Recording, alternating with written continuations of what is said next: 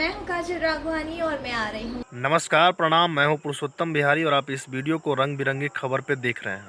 Bhojpuri industry की बहुत ही खूबसूरत, टैलेंटेड और वर्तमान समय की सुपरस्टार नायिका काजल राघवानी सीतामढ़ी आ रही हैं। जी हां, बिहार में एक जिला पड़ता है सीतामढ़ी, वही सीतामढ़ी जहां जगत जननी मां जानकी का जन्म हुआ था। सीतामढ़ी में शांति नगर के एक मॉल के उद्घाटन में काजल राघवानी जी आ रही हैं।